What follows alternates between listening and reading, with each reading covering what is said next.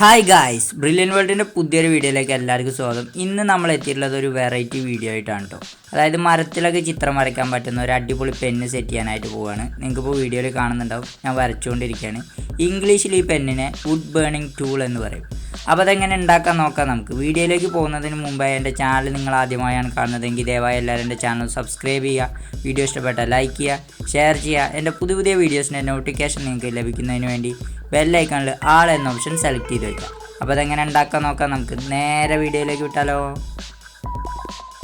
Guys, നമ്മൾ ആദ്യം എടുത്തിരിക്കുന്നത് ഇതുപോലത്തെ ഒരു ഉരുണ്ട മരക്കഷ്ണമാണ്. ഇതിൻ്റെ രണ്ട് സൈഡിലായിട്ട് നമ്മൾ വയറിറങ്ങി നിൽക്കുന്നതിന് വേണ്ടിയിട്ട് ഒന്ന് കുതച്ച് കൊടുത്തിട്ടുണ്ട്.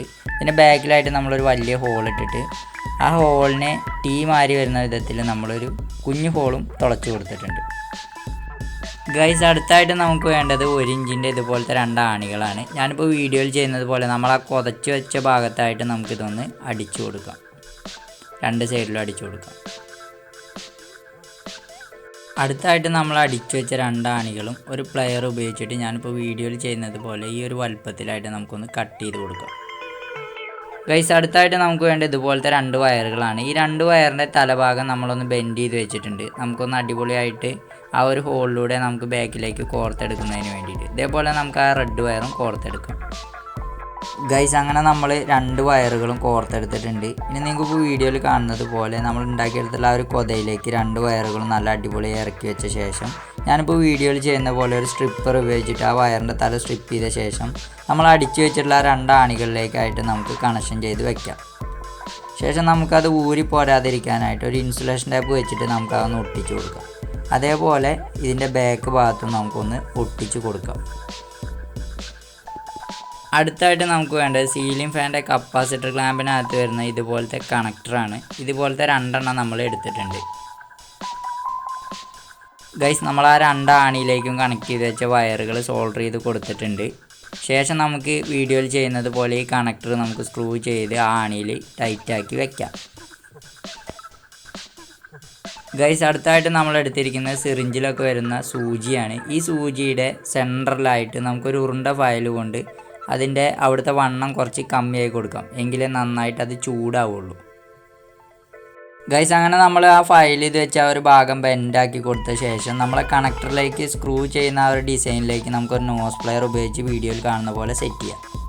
ഗൈസ്, അങ്ങനെ നമ്മളത് ഉണ്ടാക്കിയെടുത്തിട്ടുണ്ട്. ഇനി ഞാനിപ്പോൾ വീഡിയോയിൽ ചെയ്യുന്നത് പോലെ നമ്മളെ കണക്ടറിനകത്തേക്ക് കടത്തി വെച്ച ശേഷം ഈ 2 കുഞ്ഞു സ്ക്രൂകളും ടൈറ്റ് ചെയ്ത് കൊടുക്കും. നമ്മൾ അടുത്തതായിട്ട് എടുത്തിരിക്കുന്ന എമർജൻസിയുടെ ഉള്ളിലൊക്കെ വരുന്ന ട്രാൻസ്ഫോമറാണ്. 9 വോൾട്ടും 500 മില്ലി ആംപിയറും വരുന്ന ട്രാൻസ്ഫോമറാണ് നമ്മളിപ്പോൾ എടുത്തിരിക്കുന്നത്. ഈ ട്രാൻസ്ഫോമറിൻ്റെ ഔട്ട്പുട്ടിലേക്ക് ഞാനിപ്പോൾ വീഡിയോയിൽ ചെയ്യുന്നത് പോലെ നമ്മൾ ഉണ്ടാക്കിയെടുത്തിട്ടുള്ള വുഡ് ബേണിംഗ് ടൂളിൻ്റെ റെഡ് വയറും കറുപ്പ് വയറും ഞാനിപ്പോൾ വീഡിയോയിൽ ചെയ്യുന്നത് പോലെ നമുക്ക് കൂട്ടിപ്പിരിച്ച ശേഷം നമുക്കിതൊന്ന് സ്ലീവ് അടിച്ച് വെക്കാം. ശേഷം നമുക്കിതൊന്ന് ടെസ്റ്റ് അടിച്ച് നോക്കാം. കണ്ടോ ഗൈസ്, നമ്മൾ സ്വിച്ച് ഓൺ ആക്കുന്ന സമയത്ത് നമ്മൾ റെഡിയാക്കിയെടുത്ത ആ സൂചിയുടെ മുനഭാഗം ഒരു റെഡ് കളറിൽ ചൂടായി വരുന്നത് നിങ്ങൾക്കിപ്പോൾ വീഡിയോയിൽ കാണുന്നുണ്ടാവും. ഇനി നമുക്ക് ഇതുകൊണ്ടൊന്ന് ചിത്രം വരച്ച് നോക്കാം.